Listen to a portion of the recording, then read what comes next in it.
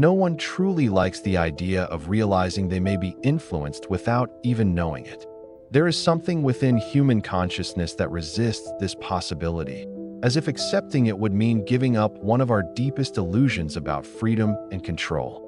We like to believe that we think for ourselves, that our decisions come from a rational and independent place, that the person we call me is fully in charge of every choice we make. But there is a question that very few people are willing to ask with complete honesty. What if much of what you call a choice isn't really a choice at all? What if many of your decisions are actually reflections of forces, both internal and external, that you have never fully learned to recognize? This question is not meant to take away your freedom. It is meant to deepen your understanding of it. Because when we look into the deeper layers of human psychology, we begin to realize that what we often call freedom is frequently the result of invisible patterns formed throughout our lives.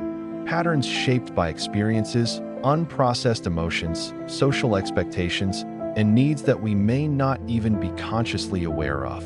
And when these forces operate without being noticed, they do not disappear. In fact, they become even more influential.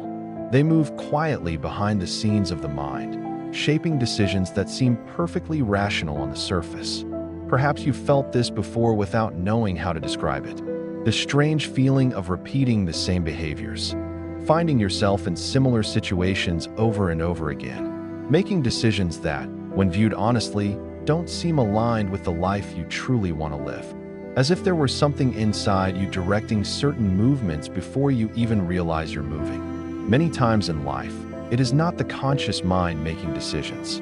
It is deeper layers of the psyche responding to the world through old fears, forgotten memories, and unresolved desires. And that leads to an even more unsettling question. If something inside us is silently influencing our choices, how conscious are we really of who we are? This is where the reflection begins to deepen.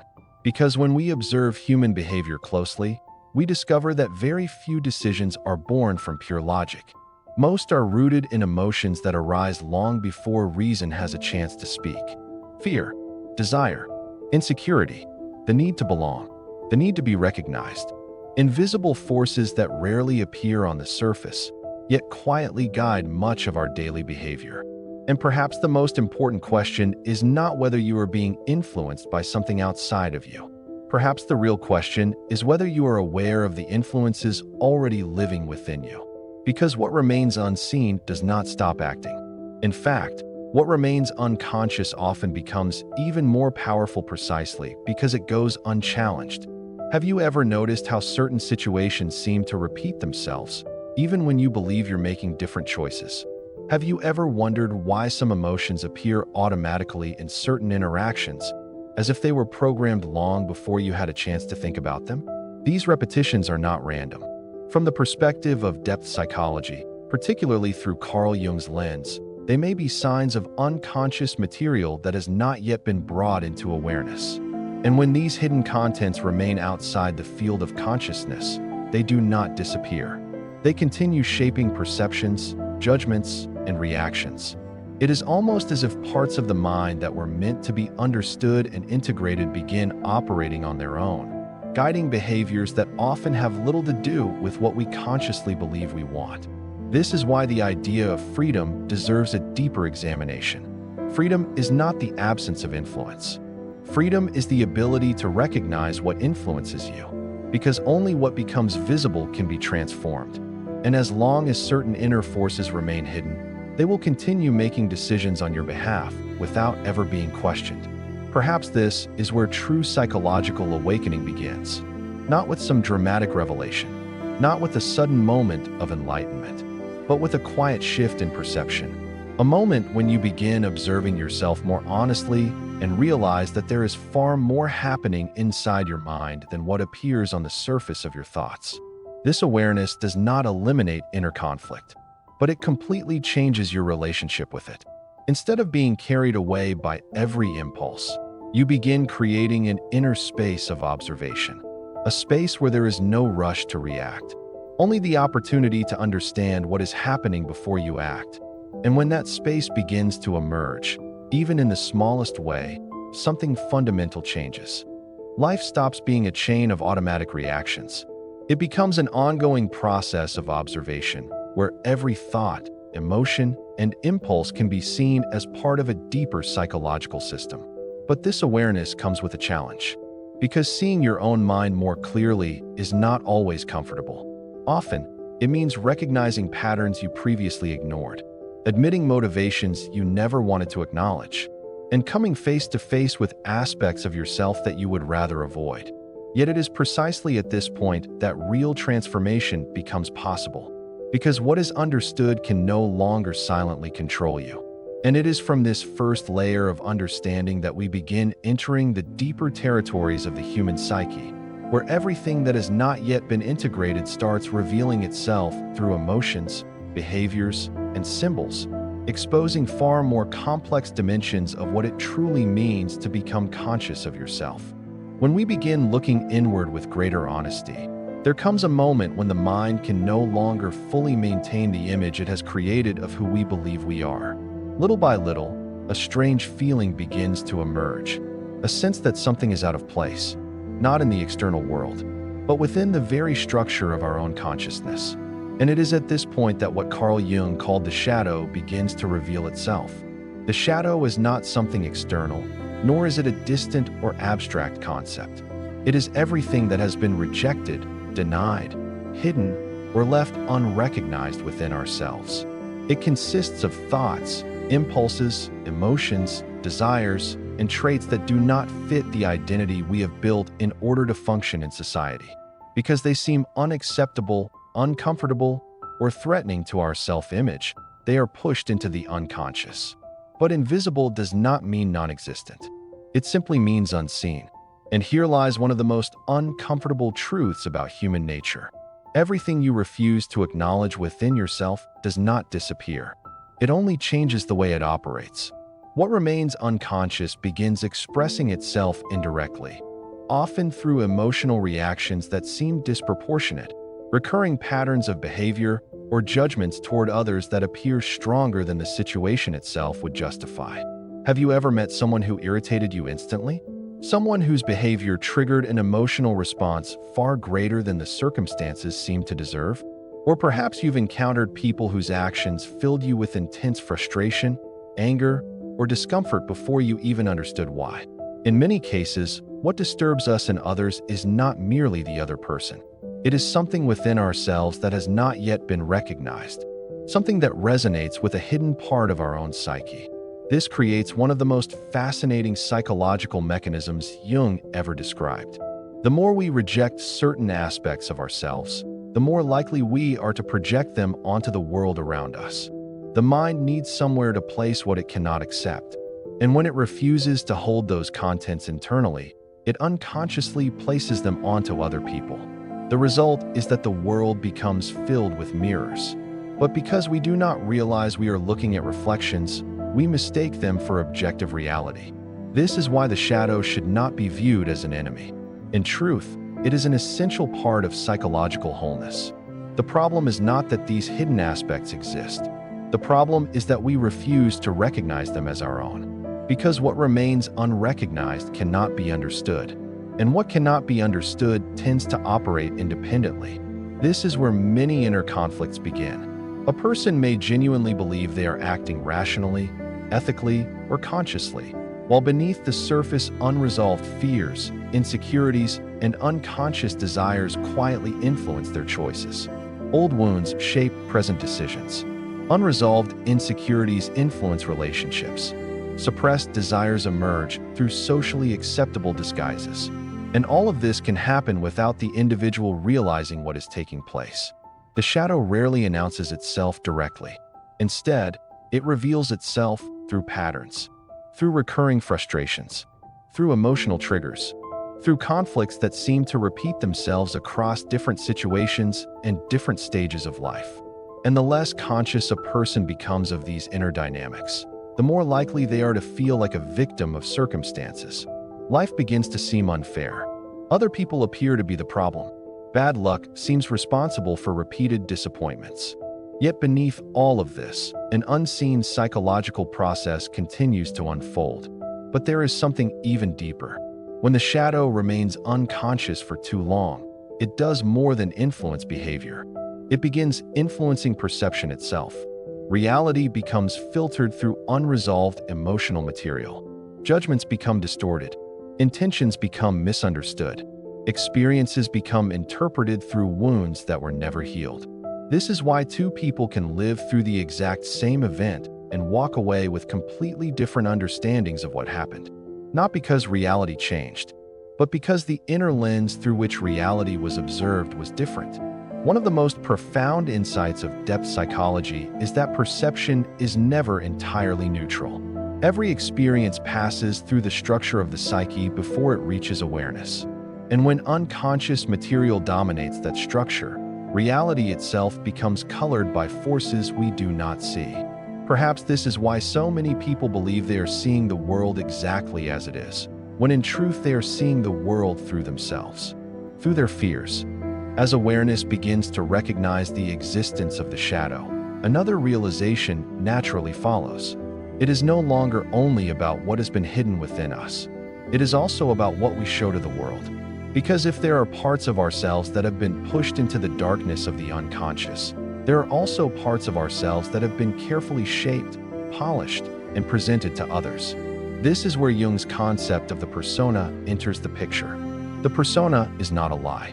At least, not in the beginning. It is a psychological adaptation, a social mask that allows us to function in the world, build relationships, and find our place within a community. From an early age, we learn that certain behaviors are rewarded while others are discouraged. We learn which emotions are acceptable to express and which should remain hidden. We learn how to gain approval, avoid rejection, and navigate the expectations of family, culture, and society. Slowly, almost without realizing it, we begin constructing an identity designed to fit those expectations. And for a time, this process is necessary. Without some form of persona, social life would be nearly impossible. The problem begins when we forget that the persona is only a mask, when the role becomes more important than the person playing it, when the image we project starts replacing the reality of who we truly are. This is where a subtle but powerful division begins to form within the psyche. On one side exists the authentic self, with its genuine emotions, desires, fears, and aspirations. On the other side exists the version of ourselves that has been carefully crafted for acceptance. And the greater the distance between these two realities, the greater the inner conflict becomes. At first, this conflict may be difficult to notice. Life continues. Responsibilities are fulfilled. Goals are pursued. Success may even be achieved. From the outside, everything can appear perfectly fine. Yet beneath the surface, something feels missing. A quiet sense of disconnection. A feeling that despite accomplishing everything that was supposed to bring fulfillment, something essential remains untouched. Perhaps you have experienced this yourself. Perhaps there have been moments when you achieved something you once desperately wanted, only to discover that the satisfaction faded much faster than expected. Perhaps there have been times when you felt surrounded by people and yet strangely alone, or moments when you looked at your own life and wondered why it no longer felt fully yours. These experiences often emerge when the persona becomes too dominant, because maintaining an image requires energy. It requires constant monitoring, constant adjustment, constant awareness of how others perceive you. Over time, this creates a psychological burden that many people never consciously recognize. The individual becomes so accustomed to performing a role that they gradually lose contact with the parts of themselves that exist beyond that role. The result is a life that functions well externally, but feels increasingly empty internally. And perhaps one of the most difficult truths to confront is that many of the goals we pursue are not entirely our own. How many desires genuinely belong to you? And how many were inherited from the expectations of others? How many ambitions emerged from your authentic nature? And how many were shaped by the fear of disappointing someone else? These questions are uncomfortable because they challenge the very foundation of identity. They force us to examine whether our choices are expressions of who we truly are or attempts to maintain belonging and approval. And yet this examination is necessary, because without it, the persona gradually becomes a prison. Not a prison made of walls, but a prison made of expectations. A prison where every action must support a carefully constructed image. A prison where authenticity becomes increasingly difficult to access. The tragedy is that many people spend years, even decades, strengthening their persona while neglecting their inner life. They become experts at appearing successful, experts at appearing confident, experts at appearing happy, yet internally they feel disconnected from themselves. The more convincing the mask becomes, the more painful the separation often grows. And this separation does not only affect the relationship we have with ourselves, it also affects our relationships with others. Because when two people interact primarily through their personas, genuine connection becomes difficult. Instead of authenticity meeting authenticity, masks meet masks. Expectations meet expectations. Roles meet roles. And while such relationships may function, they often lack the depth that comes from being truly seen and understood. And while such relationships may function, they often lack the depth that comes from being truly seen and understood. The irony is that many people spend their lives seeking acceptance, only to realize that the version of themselves being accepted is not the version they most deeply long to express. This realization can feel unsettling, but it can also become the beginning of something transformative, because there comes a moment when maintaining the image becomes more exhausting than questioning it. A moment when the desire for authenticity becomes stronger than the need for approval. A moment when the individual begins asking a different kind of question. Not, how can I become what others expect me to be? But rather, who am I beneath all of this? Who am I when no one is watching? Who am I when there is nothing left to prove? Who am I without the roles, labels, achievements, and expectations that have shaped my identity? These questions mark a turning point in psychological development. Because once the persona is recognized as a construction rather than an absolute truth, it begins to lose its power as a prison. It becomes what it was always meant to be: a tool, a useful way of interacting with the world, but no longer the foundation of identity itself. And as this shift begins to take place, something remarkable happens. The walls separating different parts of the psyche start to weaken. The conflict between the hidden self and the presented self becomes easier to observe. The distance between authenticity and adaptation begins to narrow, and slowly, a deeper form of psychological integration becomes possible. Yet this integration requires more than awareness. It requires a new relationship with the entire inner world. A relationship based not on suppression or performance, but on understanding. And it is this process of integration, consciousness, and inner transformation that leads us to the next stage of the journey. When the mind begins to recognize that both the shadow and the persona are part of the same psychological system, something important starts to change. The journey is no longer simply about identifying hidden emotions, unconscious patterns, or social masks. It becomes something much deeper. A process of understanding how all these different aspects belong to a single living psyche that is constantly seeking balance. Because the truth is that the human mind is not divided into separate compartments. It is an interconnected system where every thought, emotion, fear, desire, and memory influences the others. And for most of our lives, much of this process happens automatically. We react before we understand. We judge before we observe. We act before we become aware of what is truly motivating our actions. But there comes a moment when consciousness begins to mature. A moment when the individual starts realizing that transformation is not about eliminating inner conflict. It is about changing the relationship with that conflict. This is one of the most important insights in Jungian psychology. Many people believe peace comes from removing every contradiction within themselves. They imagine a future version of life where uncertainty disappears, fear vanishes, and every emotional struggle comes to an end. But that is not how psychological growth works. The goal is not perfection. The goal is awareness. Because conflict itself is not the problem. Unconscious conflict is. There is a profound difference between feeling anger and being controlled by anger, between experiencing fear and allowing fear to dictate every decision, between having an impulse and automatically acting upon it. The moment you become capable of observing these inner movements without immediately identifying with them, something extraordinary begins to happen. A new space emerges within consciousness, a space between stimulus and response, a space between emotion and action, a space where freedom becomes possible. This space may seem small at first, almost insignificant, but it changes everything. Because for the first time, you begin responding to life rather than merely reacting to it. You begin noticing patterns before they fully take control. You begin recognizing emotional triggers before they dictate your behavior.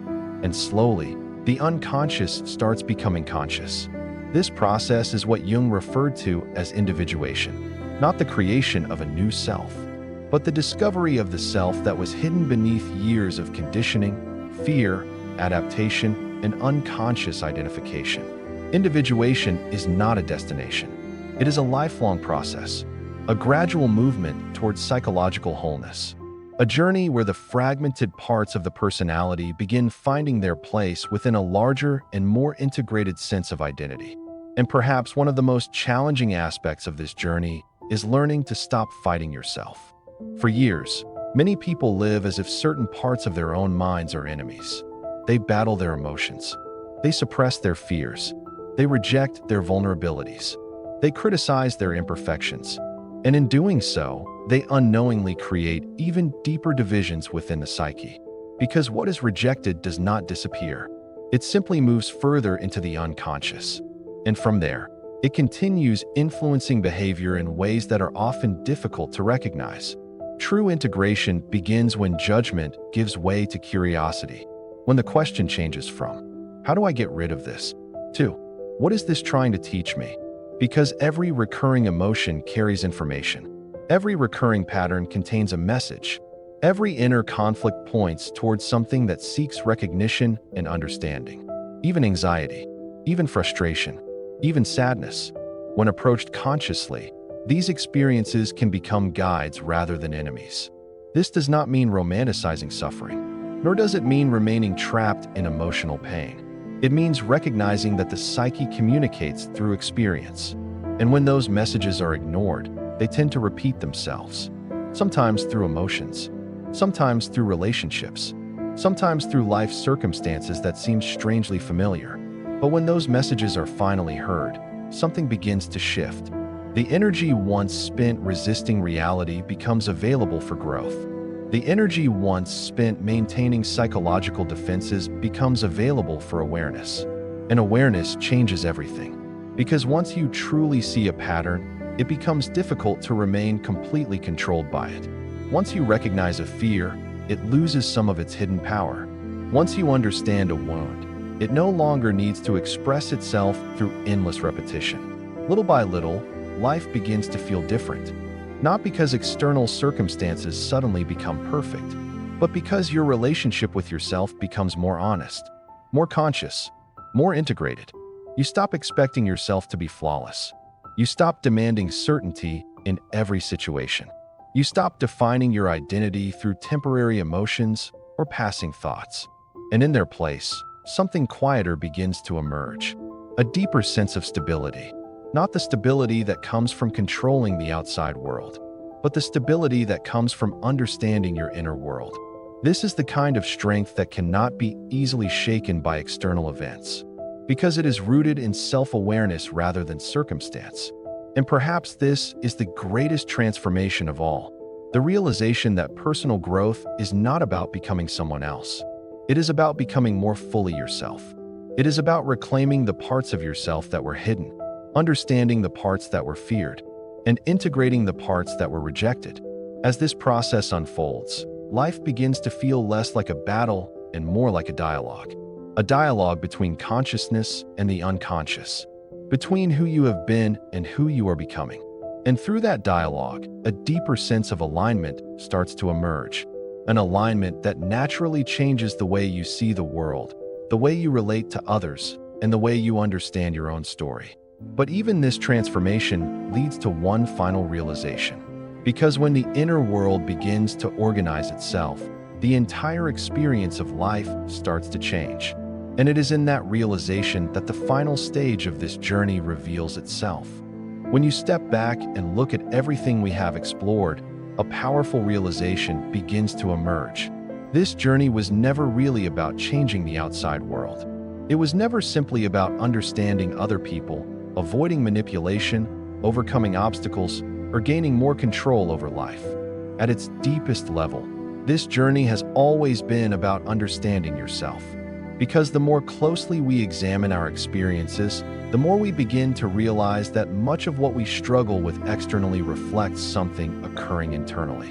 The patterns we repeat, the emotions we avoid, the relationships we attract, the conflicts we encounter, the fears that continue following us from one chapter of life to the next. None of these exist in isolation. They are all connected to the inner landscape through which we experience reality.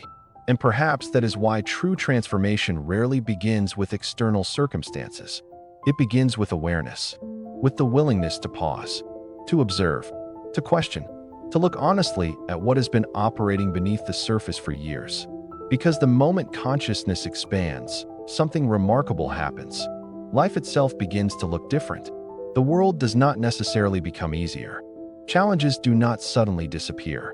Uncertainty does not vanish overnight. But your relationship with those experiences changes, and that changes everything. You begin to realize that not every thought deserves to be believed. Not every emotion deserves to be obeyed. Not every fear deserves to become your future. Instead of being swept away by every internal reaction, you develop the ability to witness them, to understand them, and eventually, to choose your response with greater clarity. This is where genuine psychological freedom begins. Not in controlling every circumstance, not in achieving perfection, not in eliminating every flaw or weakness, but in becoming conscious enough to recognize what is happening within you before it unconsciously shapes your actions. Because what remains unconscious tends to direct your life from behind the scenes. And when that happens, it often feels like fate. It feels like bad luck. It feels like the world is happening to you. But as Jung famously suggested, what remains unconscious will continue to guide your life until it is brought into awareness. And once it is brought into awareness, a new possibility appears. The possibility of choice. The possibility of responsibility. The possibility of becoming an active participant in your own psychological development rather than a passive observer of recurring patterns. This does not mean you will never struggle again. It does not mean you will never feel fear, confusion, doubt, or pain. It means that those experiences no longer define you. They become part of your journey rather than the ruler of it. And over time, this creates something that many people spend their entire lives searching for: inner coherence. A sense that your thoughts, emotions, values, and actions are no longer moving in opposite directions. A sense that the different parts of your psyche are beginning to work together rather than against one another. And when that happens, life feels different. Not because everything is perfect, but because you are no longer divided against yourself. You no longer need to spend all your energy maintaining masks. You no longer need to run endlessly from your own shadow. You no longer need to seek outside what can only be found within. Instead, you begin to move through life with a deeper sense of presence, a quieter confidence, a more authentic connection to yourself and to others. And perhaps that is what true growth has always been about. Not becoming someone new, but becoming who you were meant to be before fear, conditioning, expectations, and unconscious patterns pulled you away from yourself. So as this reflection comes to an end, there is one final question worth asking. What is the truth within yourself that you have been avoiding? What part of your life is asking for your attention right now? What pattern, emotion, fear, or possibility is waiting to be acknowledged? Take a moment to think about it. Because sometimes a single honest answer can become the beginning of an entirely new chapter. If this video helped you see yourself from a different perspective, leave a comment below and share your thoughts. What part of this journey resonated with you the most? Don't forget to like this video if you found value in it. Subscribe to the channel for more content on psychology, self-awareness, personal growth, and the deeper dimensions of the human mind. And remember this. Your life begins to change the moment you stop running from yourself. Because true transformation does not begin with control. It begins with awareness. And awareness begins the relationships we attract, the conflicts we encounter, the fears that continue following us from one chapter of life to the next. None of these exist in isolation. They are all connected to the inner landscape through which we experience reality. And perhaps that is why true transformation rarely begins with external circumstances. It begins with awareness, with the willingness to pause, to observe, to question, to look honestly at what has been operating beneath the surface for years. Because the moment consciousness expands, something remarkable happens. Life itself begins to look different. The world does not necessarily become easier. Challenges do not suddenly disappear. Uncertainty does not vanish overnight. But your relationship with those experiences changes. And that changes everything. You begin to realize that not every thought deserves to be believed. Not every emotion deserves to be obeyed. Not every fear deserves to become your future. Instead of being swept away by every internal reaction, you develop the ability to witness them, to understand them, and eventually, to choose your response with greater clarity. This is where genuine psychological freedom begins. Not in controlling every circumstance, not in achieving perfection, not in eliminating every flaw or weakness, but in becoming conscious enough to recognize what is happening within you before it unconsciously shapes your actions. Because what remains unconscious tends to direct your life from behind the scenes. And when that happens, it often feels like fate. It feels like bad luck. It feels like the world is happening to you. But as Jung famously suggested, what remains unconscious will continue to guide your life until it is brought into awareness. And once it is brought into awareness, a new possibility appears. The possibility of choice. The possibility of responsibility. The possibility of becoming an active participant in your own psychological development rather than a passive observer of recurring patterns. This does not mean you will never struggle again. It does not mean you will never feel fear, confusion, doubt, or pain. It means that those experiences no longer define you. They become part of your journey rather than the ruler of it. And over time, this creates something that many people spend their entire lives searching for: inner coherence. A sense that your thoughts, emotions, values, and actions are no longer moving in opposite directions. A sense that the different parts of your psyche are beginning to work together rather than against one another. And when that happens, life feels different. Not because everything is perfect, but because you are no longer divided against yourself. You no longer need to spend all your energy maintaining masks. You no longer need to run endlessly from your own shadow. You no longer need to seek outside what can only be found within. Instead, you begin to move through life with a deeper sense of presence, a quieter confidence, a more authentic connection to yourself and to others.